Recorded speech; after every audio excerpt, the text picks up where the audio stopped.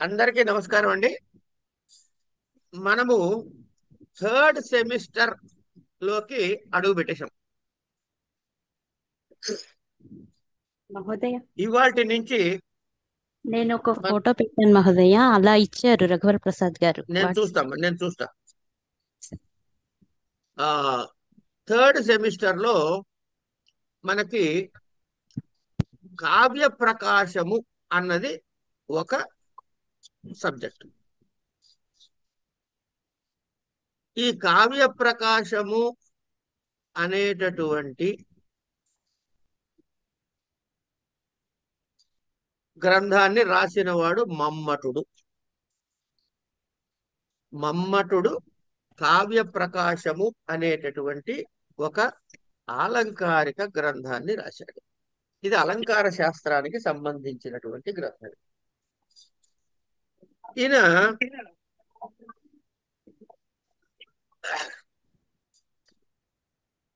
ఈయన గురించి చాలా విశేషంగా ఇతరత్ర ఉంది. అది మనం ప్రస్తుతం చెప్పుకోవద్దు. డైరెక్ట్ గా పాఠంలోకి వెళ్ళిపోయినట్లయితే ఏ గ్రంథమైనా సరే ముందు ప్రారంభం మంగళ శ్లోకంతో ప్రారంభం అవుతుంది. అలా ఇప్పుడు ఇది 10 ఉల్లాసాల్లో ఉన్న గ్రంథాన్ని మనకి మొదటి 3 ఉల్లాసాలు కావ్య ప్రకాశంలో మీకు సిలబస్ లో ఉన్నాయి. ఈ 3 ఉల్లాసాలు చూసే ప్రయత్నం చేద్దాం. ప్రథమ ఉల్లాసంలో ఎట్లా ఉంటుంది స్ట్రక్చర్ అంటే కారిక ఉంటుంది, వృత్తి ఉంటుంది. ఆ కారికలో చెప్పబడిన అంశానికి కావలసినటువంటి ఉదాహరణ శ్లోకం ఉంటుంది. ఉదాహరణ ఒక లక్షణం చెప్పారనుకోండి. ఉదాహరణకి ఉపమాలంకారం అనుకుందాం. ఉపమాలంకారం ఒక శ్లోకం ఉంటుంది. ఈ శ్లోకాలు స్వీయ రచనయే కావాల్సిన అవసరం లేదు. ప్రసిద్ధ గ్రంథాల నుంచి స్వీకరించినవి కూడా ఉంటాయి. అలా ప్రతిదానికి స్వీయ రచనే ఉదాహరణగా ఇచ్చిన వాడు పండిత జగన్నాథ పండితులు వారు.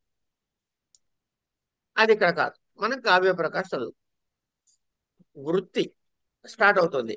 గ్రంథారంభే విఘ్న విఘాతాయ సముచిత ఇష్టదేవత గ్రంథకృత్ పరామృశతి. అంటే గ్రంథాన్ని ఆరంభించే ముందు విఘ్నములను వారించుటకు సముచితముగా తన ఇష్టదేవతని ఈ గ్రంథకర్త పరామర్శిస్తున్నాడు, ప్రార్థిస్తున్నాడు. ఏమని ప్రార్థిస్తున్నాడు? ఈ శ్లోకాలు కొన్ని నోటికి చేసుకుంటే మీకు చాలా తేలిగ్గా వస్తాయి, ఇబ్బంది ఏం లేదు. వీలైనన్ని శ్లోకాలు నోటికి చేసే ప్రయత్నం చేయండి. తర్వాత నియతికృత నియమరహితాం హ్లాదైకమయీం అనన్య పరతంత్రాం నవరస రుచిరాం నిర్మితి మాదధతి భారతీ కవేర్జయతి. ఇది కారిక. ఇది ప్రార్థనా శ్లోకం. నియతికృత నియమరహిత హ్లాదైకమయీం అనన్య పరతంత్ర నవరస రుచిరాం నిర్మితిం ఆదధతి భారతీ కవేహ జయతి. ఇది నియతి శక్తి. తర్వాత వృత్తి.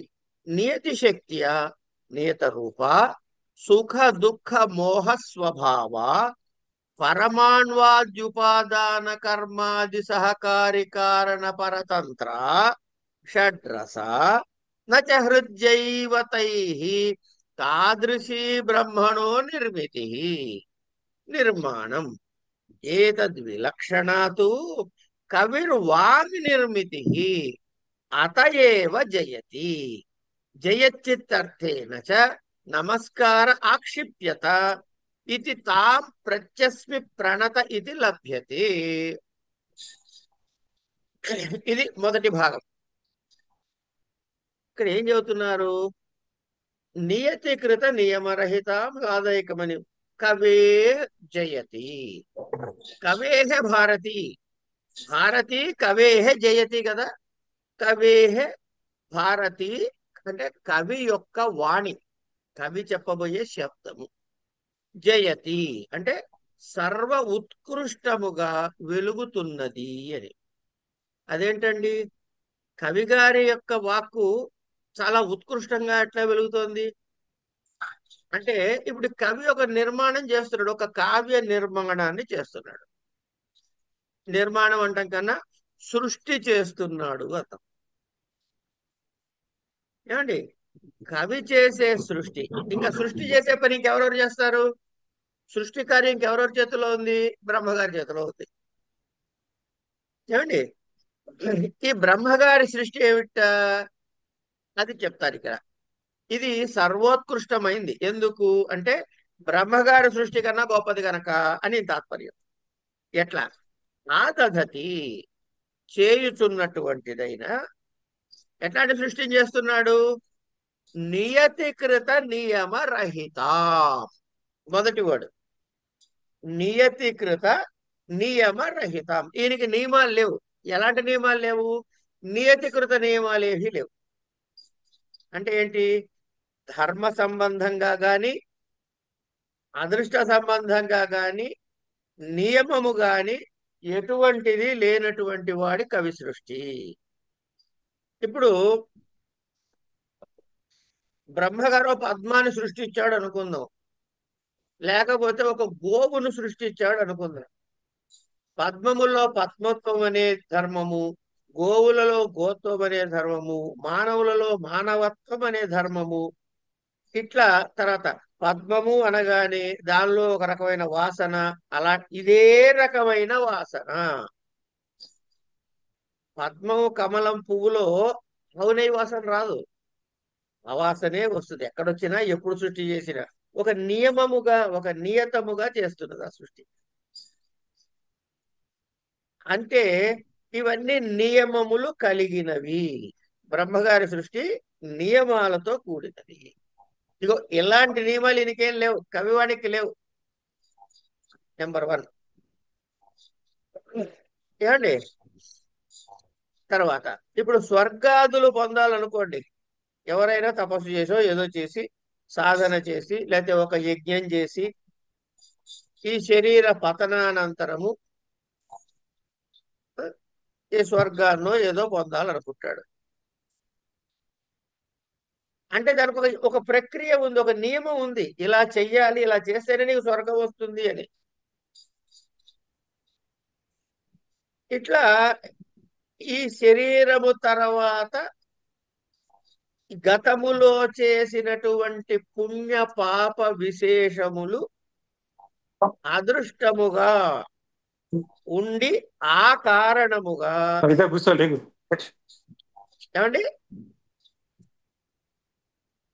ఎవరు సరిగ్గా కూర్చోవాలి? క్షమ్యతాం క్షమ్యతాం సారీ. Okay okay.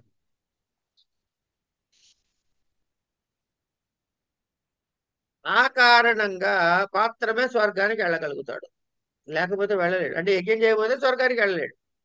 ఏవో కారణాలు ఉన్నాయి, నియమాలు ఉన్నాయి. ఏమండి, అంచేత అది కాని వ్యవహారం. కానీ ఇక ఈయనకి కవి ఉన్నాడే, ఈయనకి ఇట్లాంటి నియమాలు ఏం లేవు. ఇప్పుడు ఒక బ్రహ్మ సృష్టిలో ఒక జీవుడు ఉన్నాడు. వాడు పూర్వకర్మ ప్రారంధము చేత పేదవాడిగా పుట్టాడు. వాడికి ఉన్నట్టుండి ₹1,00,00,000 రాదు. ఎందుకు? వాడి దగ్గర పుణ్య విశేషం లేదు, సంపాదించే అవకాశం లేదు. కనుక బ్రహ్మ సృష్టిలో ఏమిటి? ఆ నియతి నియమం ప్రకారం మాత్రమే వాడికి అవలంబిస్తాయి. కానీ కవి కావ్యం రాస్తున్నప్పుడు మొదటి పేజీలో ఫలానా వాడు బీదగా పుట్టాడు, ఈ లోపల వాడికి అనుకోకుండా ఒక గుర్రం మీద పోతూ ఓ మూట జారి పడితే చూస్తే అందులో ₹1,00,00,000 ఉన్నాయి, అప్పుడు కోటీశ్వరుడు అయ్యాడు. ఏమైనా ఆపగలరా ఎవడైనా ఆ మాట రాయకుండా కవిని? రాపలేరు. అంటే కవి ఈ నియమాలకి బద్ధుడు కాదు. వాడు ఏది అనుకుంటే ఆ, ఆ? ఎన్- ఎందుకు తీసుకో పో, తీసుకో తీసుకో తీసుకో, నన్ను అడగకు, తీసుకో. ఉం. కనుక ఆయన ఏదంటే అది సృష్టించగలడు, అలాంటి నియమాలు లేవు. ఏమండి?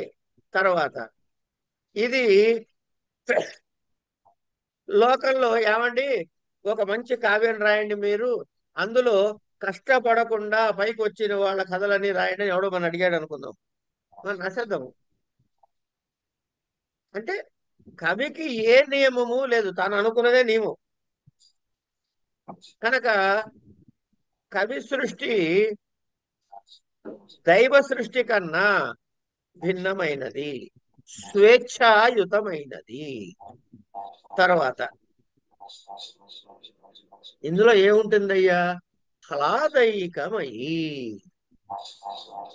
తర్వాత అంటే సుఖముతోటే నిండి ఉంటుంది. తర్వాత అనన్య పరతంత్రం. అనన్య పరతంత్రం.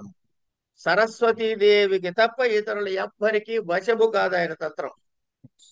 పైగా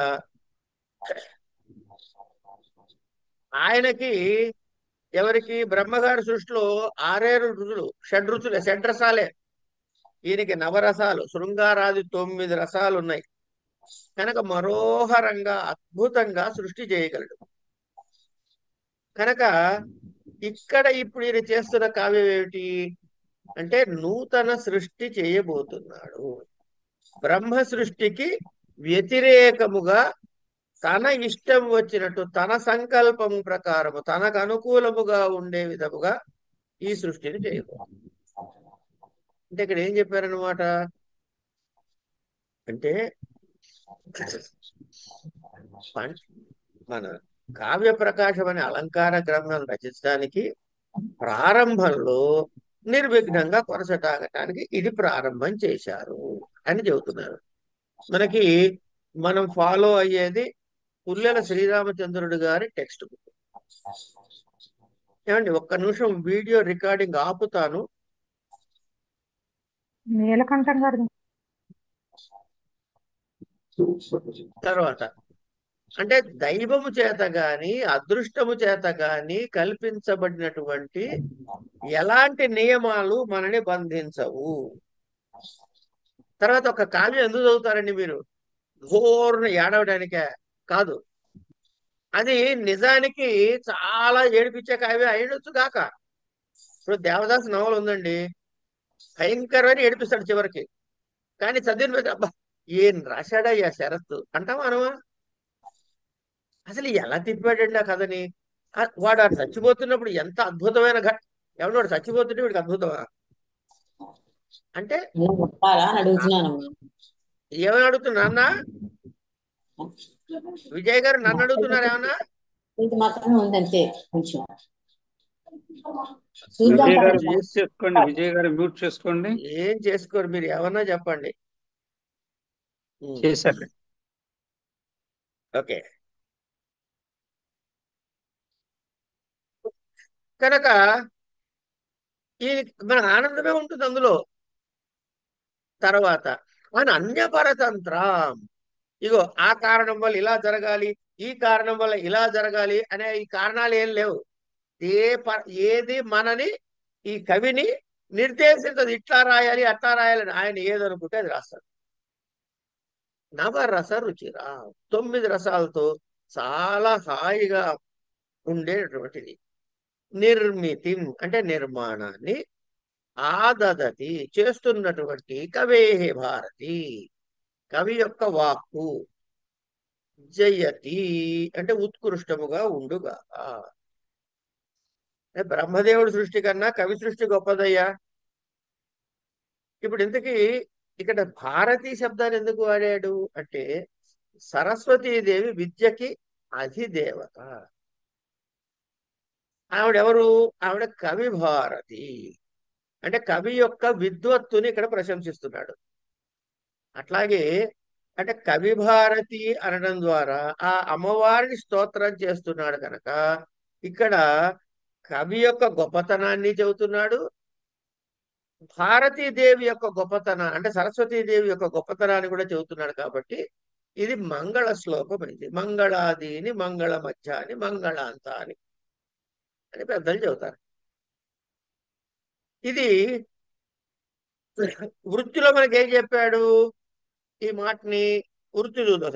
నియతి శక్తియా అంటే నియత రూప సుఖ దుఃఖ మోహ స్వభావ. ఇది ఆ సాంఖ్యకారికలు చదువుకున్న వాళ్ళకి తెలుస్తుందిగా. ఇది సత్వ రజస్ తమో గుణాల మూడిటి యొక్క ఏమిటి ఫలితం అంటే సుఖము దుఃఖము మోహాత్ము, ప్రకాశము చైతన్య చలనము స్తబ్దత, ఇట్లా ఉన్నాయి కదా. కనుక సుఖ దుఃఖ మోహ స్వభావ అలా అంటే త్రిగుణాత్మకము కాక పరమాణు ఆది ఉపాదానాది కర్మాది సహకారికార పరతంత్ర. ఇప్పుడు ఒక ఒక కుండ చెయ్యాలంటే మట్టి ఉండి తీరాలి. అంటే ఉపాదాన కారణము లేకుండా కార్యము లేదు. ఒక కార్యము ఉన్నది అంటే ఉపాదాన కారణం ఉన్నది. ఇప్పుడు ఒకడు కోటీశ్వరుడు కావాలి అంటే భేదవాడు, వాడికి ఏదో పుణ్యం అనే ఉండాలి, ఒకటి మూట. అది లేకపోతే వాడు కోటీశ్వరుడు కాలేడు.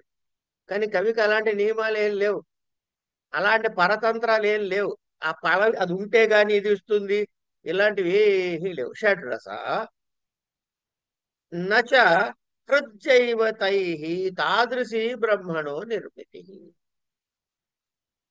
ఏతద్విలక్షణాదు కవిర్వాంగినిరతి అతయేవ జయతి అని వృత్తి రాస్తున్నాడు. అంటే నియత శక్తి అంటే ఏంటి? ఈ బ్రహ్మగారి సృష్టికి ఉన్న దానిలో ఉన్నటువంటిది ఇది దీన్ని ధర్మము. ఆ నియత శక్తి అనే ధర్మాన్ని అనుసరించి జరుగుతుంది. పద్మములో పద్మత్వం అసాధారణ ధర్మం, గోవులలో గోత్వం అసాధారణ ధర్మం, మానవులలో మానవత్వం అసాధారణ ధర్మం. అంటే ఈ ధర్మము, వీటికి చెప్పినటువంటి వాటి ధర్మాలు ఇతరముల యందు కనపడదు. అంటే ఇది కేవలం దీనికి మాత్రమే ఉంటుంది. విశిష్టమైనటువంటి శక్తి. అది పరిమళం కావచ్చు, రూపం కావచ్చు, సొగసు కావచ్చు, స్థానం కావచ్చు, ఇతరత్ర ఏమైనా కావచ్చు దాకా. అంచేత బ్రహ్మ సృష్టికి ఏమిటైంది అంటే బ్రహ్మ సృష్టిలో ప్రతిదానికి ఒక అసాధారణ ధర్మము ఉండి తీరవలసినదే. అలాంటి ధర్మం ఉన్నప్పుడే ఆ సృష్టి చేయగలుగుతాడు ఆయన. ఇది ఎందుకు చేస్తున్నాడయ్యా? నియత శక్తి. నియతి శక్తి అంటే అదృష్టము, దైవశక్తి. అంచేత బ్రహ్మదేవుడి సృష్టిలో ఆయా ప్రాణుల యొక్క అదృష్టముతో కట్టబడి ఉంటుంది. అంటే అదృష్టం అంటే ఏంటి? చేసుకున్న పూర్వపుణ్యాల యొక్క మూట. ధర్మ అధర్మ కార్యాలు చేయటం ద్వారా వచ్చినటువంటి పుణ్య పాపముల యొక్క మూట. ఇది అదృష్టము అంటే. ఈ అదృష్టాన్ని పట్టుకుని మాత్రమే బ్రహ్మగారు సుఖం ఇవ్వగలడా, దుఃఖం ఇవ్వగలడా, ఇంకేమైనా ఇవ్వగలడా? అంటే ఏంటి? బ్రహ్మకి స్వాతంత్ర్యము లేదు. నేను ఇది ఇస్తాను అని అనలేడు. కానీ కవి గారికి అట్లాంటివి ఏమీ లేవు. ఆయన ఈ అసాధారణ ధర్మాల మీద ఆధారపడ్డు, దైవం మీద ఆధారపడ్డు, అదృష్టం మీద ఆధారపడదు. ఏది రాద్దాం అనుకున్నాడో అది రాసేస్తాడు. ఏది వర్ణించదలుచుకుంటే అది వర్ణించేయగలుగుతాడు. అలాగే బ్రహ్మ చేసే సృష్టిలో సత్వరజస్తమో గుణాలతో సంబంధం ఉంటుంది. అంచేత సత్వగుణానికి ధర్మం ఏంటండి? సుఖం. ఇప్పుడే చెప్పుకున్నాం. దుఃఖం ఏమన్నా రజోగుణానికి, మోహం ఏమన్నా తమో గుణానికి. ఈ మూడు కూడా బ్రహ్మ సృష్టిలో ఉంటాయి. కానీ కవి సృష్టిలో ఇవి ఉన్నట్టు కనబడ్డా కేవలం ఆనందం మాత్రమే ఉంటుంది, సుఖం మాత్రమే ఉంటుంది. ఇందాకనే అనుకున్నాక దేవదాస్ ఈ కథ చదువుతుంటే కనుక ఎవరికైనా ఆనందం కలుగుతుంది. అంత ఏటి చచ్చిపోతుంటే ఆనందమా? ఏమంటే సినిమా చూస్తూ ఉంటాం, అది కవి సృష్టేగా. కావ్య పుస్తకం రాయకపోయినా సినిమా మీద కనబడుతుందిగా. వాడు విపరీతంగా తందుడే మనం చప్పట్లు కొడతాం. ఎవడైనా తన్నులు తింటుంటే చప్పట్లు కొట్టచ్చా? అంటే అక్కడ ఏది జరుగుతున్నా మన పాఠకుడికి, శ్రోతకి కలిగేది ఆనందం మాత్రమే, సుఖం మాత్రమే. కనుక బ్రహ్మ సృష్టికి స్వాతంత్ర్యం లేదు, దానికి ఉపాదాన కారణాలు కావాలి, కర్మ మొదలైనటువంటి సహకారి కారణాలు కావాలి. ఇవన్నీ ఉంటే గాని ఆయన సృష్టి కలదు. కానీ ఇలాంటి అస్వతంత్రత, పరతంత్రత కవి సృష్టికి లేదు. ఏమండి, బ్రహ్మ సృష్టిలో ఏవైతే ఉన్నాయో 6 రసాలు ఉన్నాయి. ఏవేమిటవి? తీపి, పులుపు, వగైరా ఉన్నాయి కదా, కారం, ఇవి 6 రసాలు. ఏమండి, పోనీ ఈ 6 రసాలు ఉన్నాయ్యా అంటే మీకు తీపి ఇష్టం లేదు, మీకు పంచదార ఎక్కువ వేసిన కాఫీ ఇస్తే ఎట్లా ఉంటుంది? ఆనందాన్ని కలిగించదు. ఒకడికి కారణం పరమ ప్రీతి, అది వెయ్యకపోతే వాడికి ఆనందాన్ని కలిగించదు.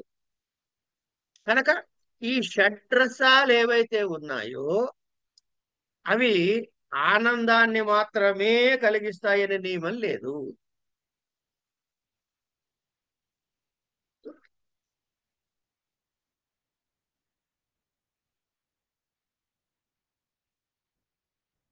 కానీ కవి గారి సృష్టికి ఏమిటి పరిస్థితి?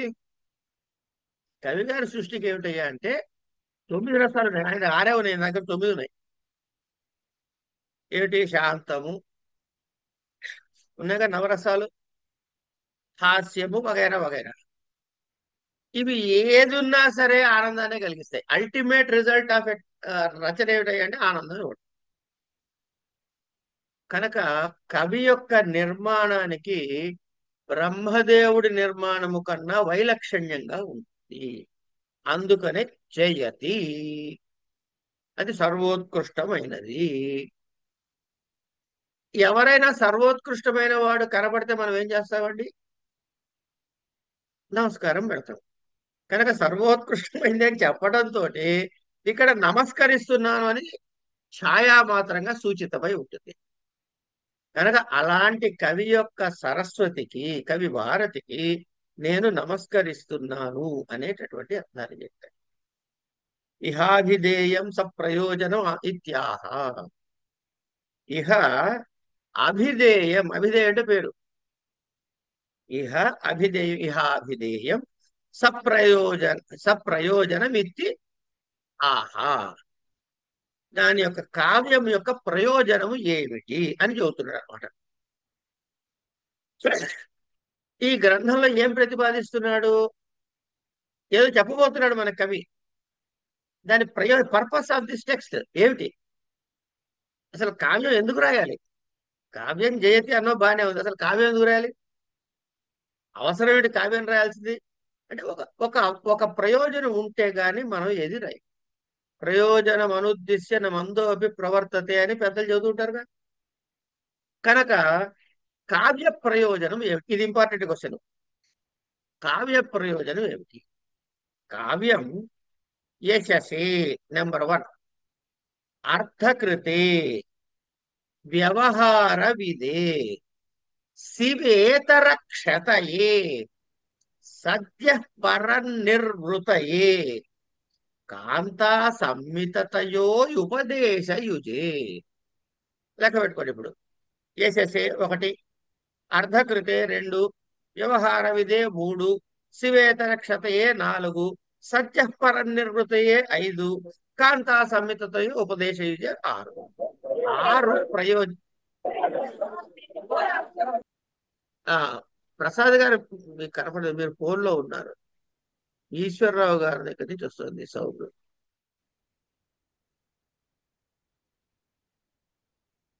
ఏంటది మ్యూట్ కావట్లేదు ఆయన? లేదండి, మ్యూట్ చేశారు ఆల్రెడీ. ఓకే.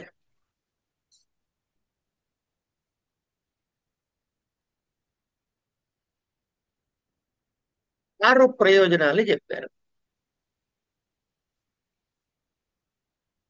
అంటే ఈ కావ్య ప్రకాశం అనే గ్రంథంలో కావ్య లక్షణాలని చెప్పడం కోసం, ఏది రాస్తే కావ్యం అవుతుందో తెలపడం కోసం,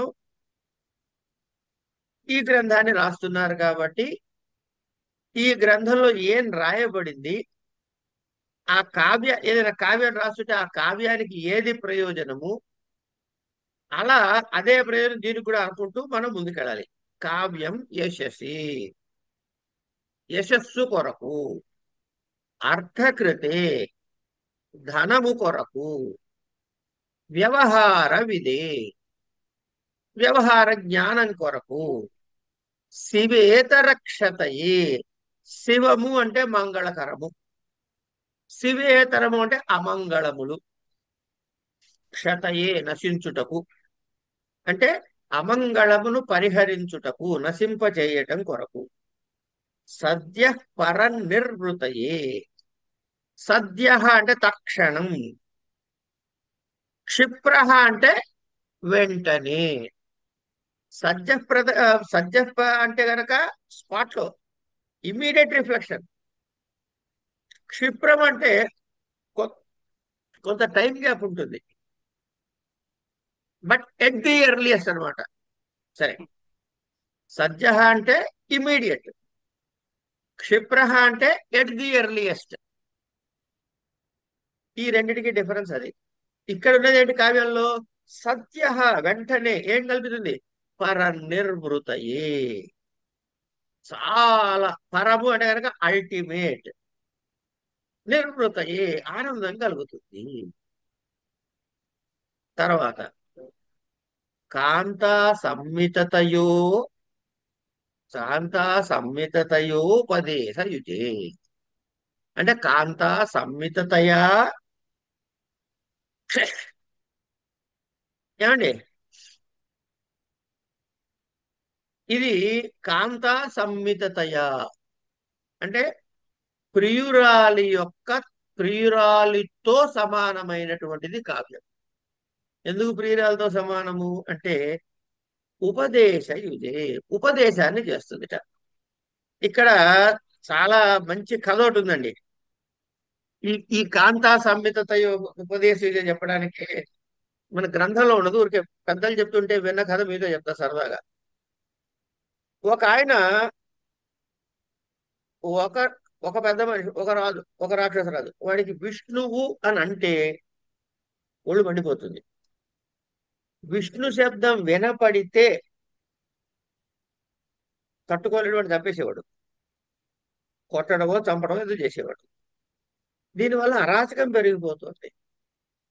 ఎంతమంది చెప్పినా అని సాహసం చేసినా వాడు రాజాయే. ఇప్పుడు వాళ్ళ ఆవిడ ఓ పని చేసింది, ఏమయ్యా నీకు విష్ణు శబ్దం వినపడితే చికాకు పడుతున్నావు, అది లేకపోతే నీ అంత మంచివాడు ఇంకోడు లేడు, కనుక నేను మాట చెప్తా వింటావా అందుక. చెప్పండి. ఈయనకి ఏం వినపడితే కోపం వచ్చేదండి? విష్ణు అంటే కోపం వచ్చేది. ఇప్పుడు ఆ విష్ణు శబ్దం వినపడకపోతే కోపం రాదుగా, మిగతా అంతా హాయిగా ఉంటాడు.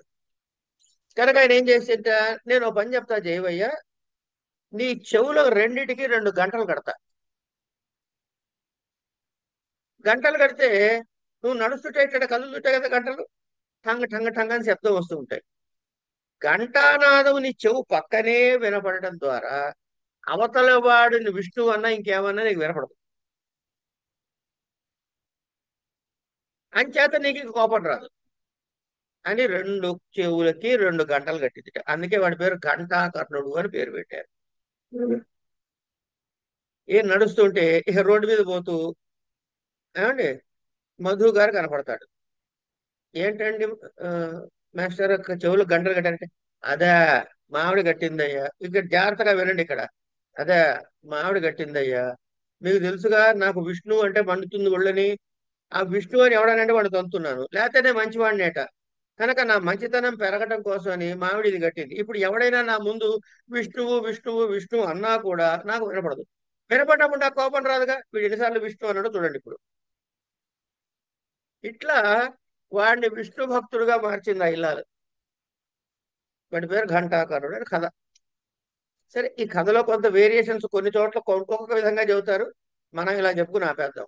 పాయింట్ ఏంటంటే ఇల్లాలు తన భర్తని ప్రేమగా ప్రీతితో చెప్పి తన వైపుకు తిప్పుకోగలుగుట. ఇది తాత్పర్యం. కావ్యం కూడా అదే పని చేస్తుంది. మన జాగ్రత్తగా చదివించి దానిలో రుచి మరిగేలా చేసి అది చెప్పినట్టుగా చేసేటట్టుగా శ్రోతని ప్రేరేపింపజేసే లక్షణము దానికి ఉన్నది అని కాంతా సంహితతయా ఉపదేశయుజే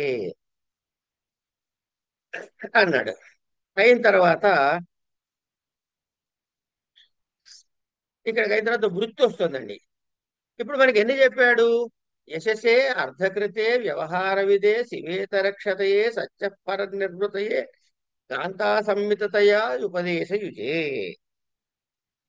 ఈ ఆరిటికి మరి ఉదాహరణ చెప్పాలిగా. ఊరికే చెప్పేస్తే అయిపోయింది ఏంటి? యశస్సు ఎవడు పొందాడు? అర్థం ఎవరు సంపాదించాడు? వ్యవహార జ్ఞానం ఎవడికి కలిగింది?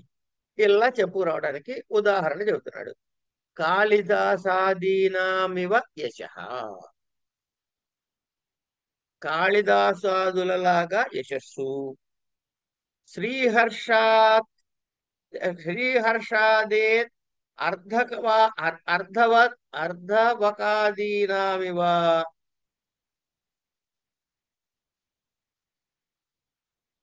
ధనం రాజాదిగతోచిత రాజాదిగతోచితాచార పరిజ్ఞానం ఆదిత్యాదేర్మయూరాదీనామివ అనర్థ నివారణం సకల ప్రయోజన మౌలిభూతం సమంతర సమనంతరమేవ రసాస్వాదన సంభూతం విగలిత వేద్యాంతరమానందం ప్రభు సంమిత శబ్ద ప్రధాన వేదాది శాస్త్రేభ్యః సుహృన్మిత్రాత్ మిత్రార్థవత్ పురాణాది ఇతిహాసేభ్యః శబ్దాత్మయోర్గుణభావేన రసాంగభూత వ్యాపార ప్రవణతయా విలక్షణం యత్ కావ్యం లోకోత్తర వర్ణన నిపుణ కవికర్మ తత్కాంతేవ సరసతాపాదనే అభిముఖీకృత్య రామాదివత్ వర్తవ్యం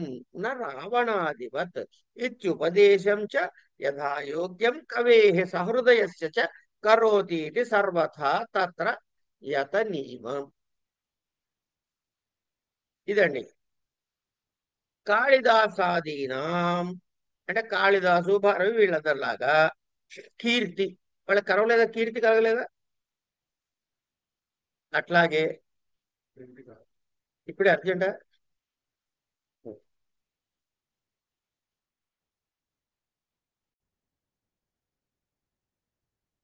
అలాగే ధావకుడు అని ఒక ఆయన ఉన్నాడు.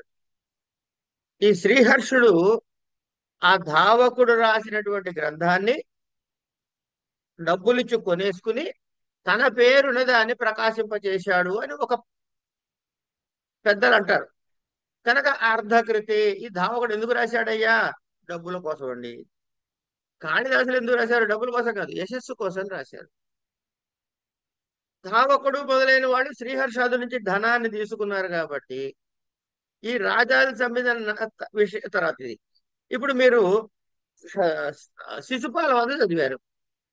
శిశుపాల వధలో ఏముంది అంటే ఎట్లా వెళ్ళాలి, ఎవరి దగ్గరికి వెళ్ళాలి, ఎందుకు వెళ్ళాలి. ముందు స్వకార్యం మీద వెళ్ళాలా, దైవ కార్యం మీద వెళ్ళాలా? తర్వాత శిశుపాలుని చంపడం ముఖ్యమా, లేకపోతే గనక ధర్మరాజు యొక్క యాగానికి వెళ్ళటం ముఖ్యమా? ఇవన్నీ ఆలోచించే ఒక మంత్రాంగం జరిగింది. ప్రతిదానికి బలరాముడు కొన్ని కారణాలు చెబితే ఉద్ధవుడు మరికొన్ని కారణాలు చెప్పాడు. కలిపి చదువుకుని కృష్ణుడు ఒక నిర్ణయాన్ని తీసుకున్నాడు. ఇది వ్యవహారమేగా. ఇది ఎక్కడుంది? కావ్యంలో ఉంది. ఇలా కావ్యాలు చదవటం ద్వారా వ్యవహార జ్ఞానము కూడా కలుగుతుంది. లోక వ్యవహార జ్ఞానం కలుగుతుంది. ఇక తర్వాత శివేతరక్షతయే అంటే అమంగళములు తొలగుటకు. ఏంటుంది? ఒక ఉదాహరణ చెప్పయ్యా అంటే మయూర కవి రాసిన సూర్య శతకం తన యొక్క శాపాన్ని పోగొట్టుకోవటం కోసం, పునః ఆరోగ్యాన్ని పొందటం కోసమని ఆ అనర్థాలు పోగొట్టుకోవటం కోసమని రాసినటువంటి కావ్యము మయూర శతకం.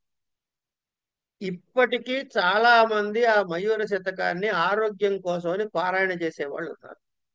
ఎందుకు అంటే ఇది నారాయణీయం కదా, అంతే కదండి. ఉన్నాయమ్మా, చాలా ఆరోగ్యం. ఉన్నాయమ్మా, ఒకటే కర్మ మనకి చాలా ఉన్నాయి. ఇక్కడ మనకి గ్రంథంలో ఇచ్చింది మయూరుడి గురించి అది చెప్తున్నా. ఏమండి, అట్లయితే నేను రాసిన శతకం కూడా ఉపయోగిస్తుంది, అది వేరే విషయం. అంటే మాటకి ఏంటంటే ఇక్కడ గ్రంథంలో ఇచ్చి చెప్పుకుంటే పరీక్షలో ఇదే రాస్తాం కాబట్టి ఇది చెప్తున్నా. అయితే ఆరోగ్యం భాస్కరాదిచ్చేది, శ్రియమిచ్చేత్ హుతాశన. ఇట్లా ఆరోగ్యం అన్నది సూర్యుడి నుంచి తెచ్చుకోవాలి కాబట్టి ఆయన రాసిన మయూర శతకం ఆయన ఆరోగ్యాన్ని ప్రదర్శించింది.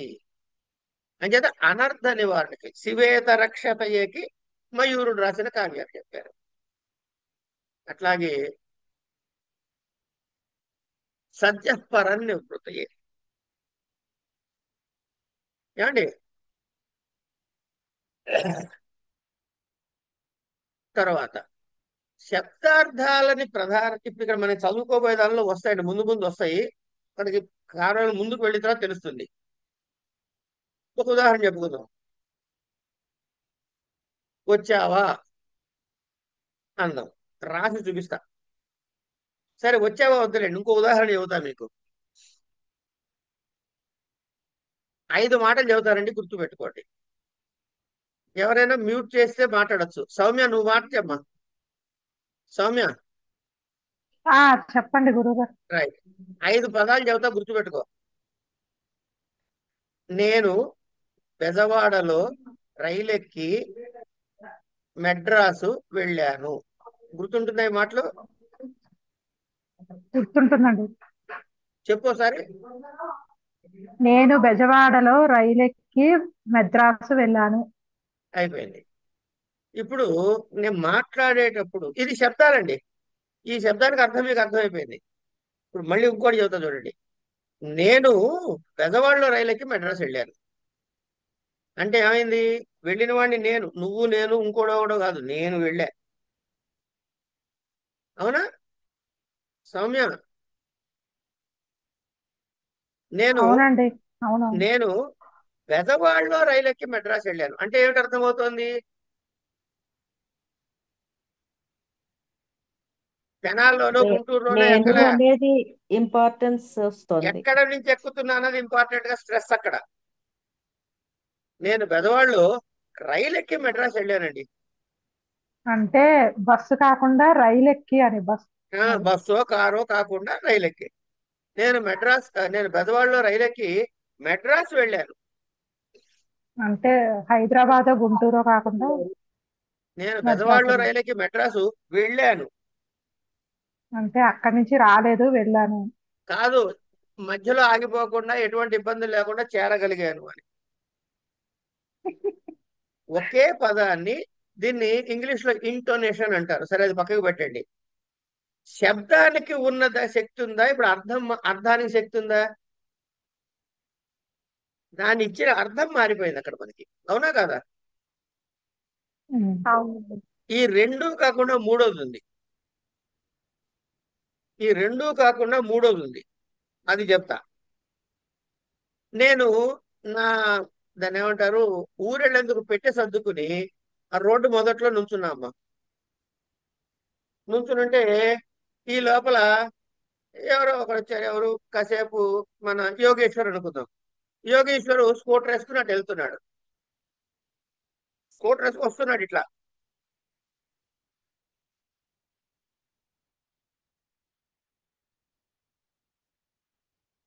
వస్తే ఏంటో ఎటు వెళ్తున్నావు అన్నా. కాదు, ఏమిటో ఏంటి సంగతులు అన్నా.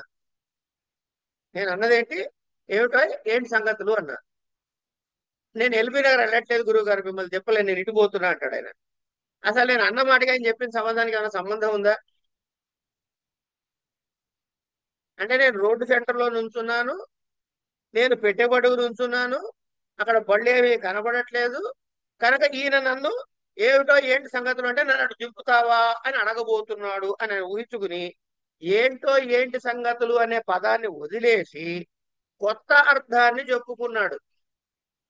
Totally different. That is correct answer actual గా. నేను అడిగింది అందుకేగా, లేకపోతే ఆయన అప్పుడెందుకు. దీన్ని వ్యంగ్యము అంటారు. కనుక శబ్దార్థము, లక్షణార్థము, వ్యంగ్యార్థము అని 3 రకాలుగా అర్థాలు మనకు కనపడతాయి. ఏమ్మా, దీన్ని వ్యంజన వ్యాపారము అని కూడా అంటారు. కనుక ఈ శబ్దార్థాలని అప్రధానంగా చేసి రసానికి అంగభూతమైనటువంటి వ్యంజన వ్యాపారాన్ని మనం ముఖ్యముగా చేయటం ద్వారా, కవి చేసే పని అది చేయటం ద్వారా ఏమిటవుతుంది?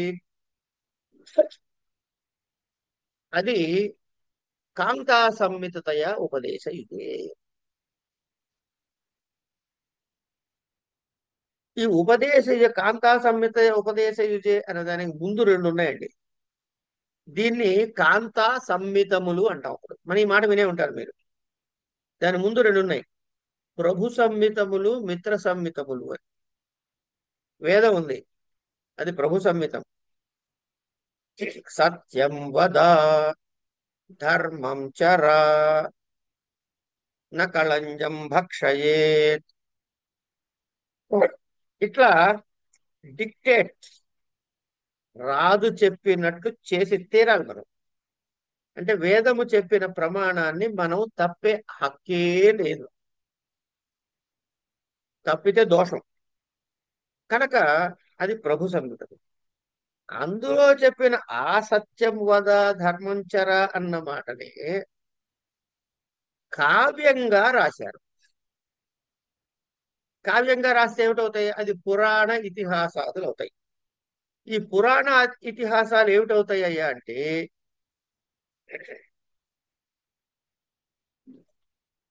ఇక్కడ చెప్పినది మళ్ళీ సరళమైన కథారూపములో మనకి అందిస్తారు.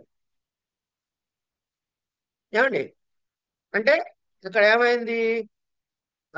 శబ్దమున కంటే అర్థమునకు ప్రాధాన్యత పెరిగింది పురాణంలో. వీటికి మించి వ్యంగ్యానికి ప్రాధాన్యత కలిగింది కవి గారి కల్పనలో. ఎందుకుట అంటే కవి యొక్క కర్మ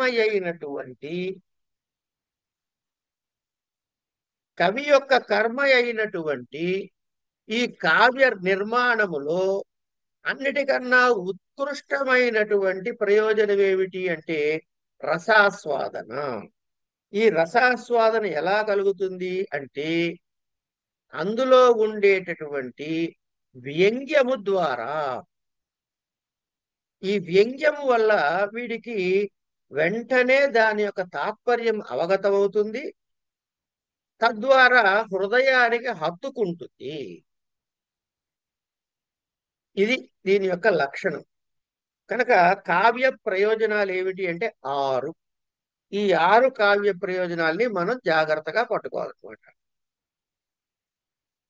ఇంకోటి, బయట లేనివి, సమాజంలో జరగనటువంటివి, ఇవి కూడా కవి కావాలంటే కల్పించగలడు. కవి యొక్క నిర్మాణంలో అనేక వర్ణనల ద్వారా, ఈ వర్ణనల ద్వారా కవి మనకి సాధారణంగా కనపడినటువంటి వాటిని కల్పించగలడు. ఇప్పుడు ఆయన ఏమంటాడు? లింపతి తను అని ఒక శ్లోకం ఉంది. ఆయనకు ఆ కొండ ఎలా కనపడింది అంటే, చీకట్లో నల్లటి కొండ ఎలా కనపడింది అంటే కాటుక పోగు పోసినట్టుగా కనపడింది. ఈ కాటుకలాగా కనపడటం ఏమిటి? మామూలుగా కొండ కాటుకతో తయారవుతుందా? కాదు. కానీ కవి కల్పించాడు. మాఘుడు ఆ కొండకి అటు ఇటు ఉన్నటువంటి వీటిని చూపిస్తూ సూర్యచంద్రుల్ని ఇవి 2 గంటల్లాగా ఉన్నాయని అంటాడు. కరెక్ట్ ఎగ్జాంపుల్ ముందు వస్తుంది, నేను సరిగ్గా చెప్పకపోయినా. వీటిని గంటల్లో ఎట్లా ఊహించాడు? అని ఊహించాడు కవి. కనుక ఆ వర్ణనా శక్తి కవికి ఉంటుంది.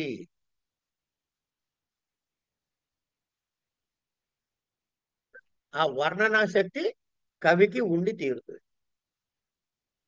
తర్వాత అంచేత ఈ కావ్యము అన్నది వేదముల కంటే, అంటే ప్రభు సంహితముల కంటే, పురాణాదుల కంటే, అంటే గనక మిత్ర సంహితముల కంటే విలక్షణమైనది.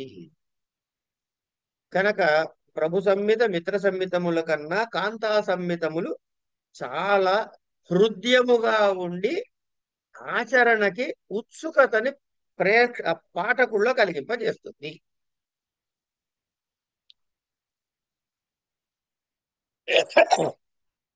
ఇది అంటే కాంతా సంహిత అంటే చాలా సుకుమారంగా చెబుతుందండి. చెప్పి చెప్పనట్టుగా చెబుతుంది, కానీ చెప్తుంది. మంచి మాటలు, తర్వాత తన శారీరక కదలికలు, వాక్ కదలికలు, మన అంటే హావభావాలు అంటామే. హావము అంటే శారీరకమైన కదలిక ఎఫెక్ట్, భావం అంటే మానసికమైన ఎఫెక్ట్. అంచేత మనోభావాలు అనక్కర్లా. హావము అంటేనే మనసుకు సంబంధించింది, భావము అంటే శరీరానికి సంబంధించింది. అట్లా మనసు నొప్పించకుండా చెప్పాడు. రాముళ్లాగా ఉండకూడదయ్యా మనం అంటారు ఎవరైనా. నాయన రావణాసురుల్లా ఉండకురా బాబు, నువ్వు రాముళ్లాగా ఉండు అని చాలా జాగ్రత్తగా బతిలాడుతున్నట్టుగా బోధించినట్టుగా ఉంటుంది. ఏది కావ్యం చదివితే. అంచేత ఒక చోట శబ్దానికి ప్రాధాన్యత ఉంది, ఒక చోట అర్థానికి అంటే వాచ్యార్థానికి అనమాట. శబ్దార్థం అంటే ఆ శబ్దం యొక్క meaning as it is ground meaning. అర్థం అంటే దాని యొక్క తాత్పర్యార్థం తీసుకుంటాం. వ్యంగ్యం అంటే ఈ రెండిటికి అప్రధానం చేసి ఇంకోటి ఇంకో భావన రావడం. ఏమండి? ఇక ఇలా దీనివల్ల ఏమిటవుతోంది? ఆ వ్యంజన వ్యాపారం వల్ల పాఠకుడికి రసానుభూతి కలుగుతుంది అని ఎవరో ఏ ఏ విధంగా చేశారు అని మనకి వివరంగా చెప్పుకుంటూ వస్తారు. ఇప్పుడు మనం చదివినవి ఏమిటి అంటే కావ్య ప్రయోజనాలు 6. యశస్సి, ఎవరికి వస్తుంది లాభం? యశస్సు. ఇప్పుడు ఒక కావ్యం ఉంది, ఆ కావ్యాన్ని ఎవరికి ఉపయోగము అంటే రాసిన కవి ఉన్నాడు, ఆ కావ్యాన్ని చదివే పాఠకుడు ఉన్నాడు. పాఠకుడు అంటే ఎవరు? సహృదయుడు అంటారు. సహృదయుడు అంటే తాను చదువుతున్నటువంటి గ్రంథము యొక్క గుణదోష విచారణ చేసి దానిని అర్థము చేసుకుని ఆనందించగలిగిన వాడు సహృదయుడు. ఇట్లా ఈ 6 కూడా కొన్ని కవికి చెందుతాయి, కొన్ని సహృదయుడికి చెందుతాయి. ఇప్పుడు యశస్సు ఉంది, యశస్సే కవికి చెందుతుంది. నేను కావ్యం చదివినంత నాకేం యశస్సు రాదు, రాసినోడికి వస్తుంది. నేను మెచ్చుకుంటా. మొన్నది కాళిదాస్ గారు చదివారండి మేఘ సందేశం, ఎంత అద్భుతంగా రాశాడండి అంట. అంటే ఏమైంది అక్కడ? ఆ కవిని నేను మెచ్చుకున్నా. అర్ధకృతే ధనం ఎవరికి వస్తుంది అంటే మళ్ళీ కవికే. నేను గ్రంథం చదువుతున్నా డబ్బులు ఇవ్వడుగా. తర్వాత అనర్థ నివారణ, ఏది? శివేత రక్షతయే, ఇది కవికే. ఎందుకంటే తను సంకల్పించి రాశాడా కావ్యాన్ని, మయూరుడు రాసినందుకే కనుక కవికి. అయితే ఇది మనము చదివితే మనకు కూడా ఆ ఫలితాలు వస్తాయి కాబట్టి ఇద్దరికి అని చెప్పుకోవచ్చు.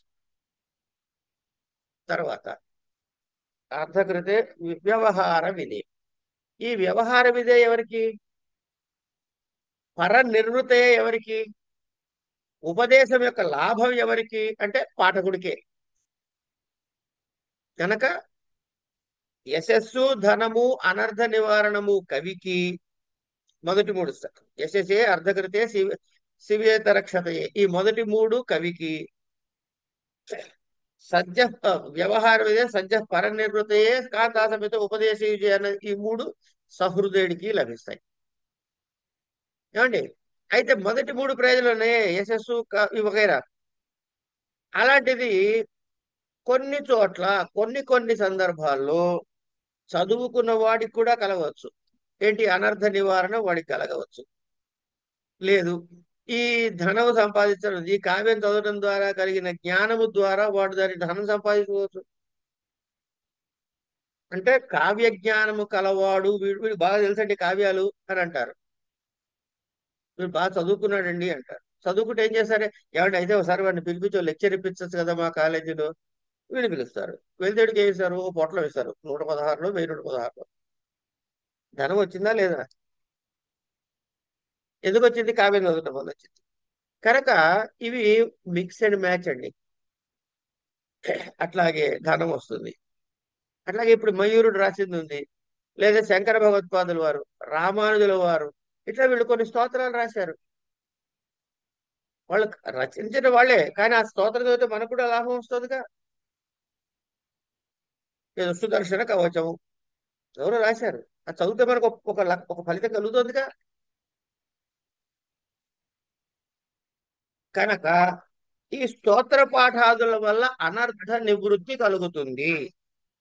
ఈ అనర్థ నివృత్తి కలగడం ద్వారా మనకి లాభం. అంటే కావ్యం యొక్క ప్రయోజనాలు 6 3 కవికి చెప్పారు, 3 కవికి చెప్పారు, 3 ఏమన్నా సహృదయుడికి చెప్పారు.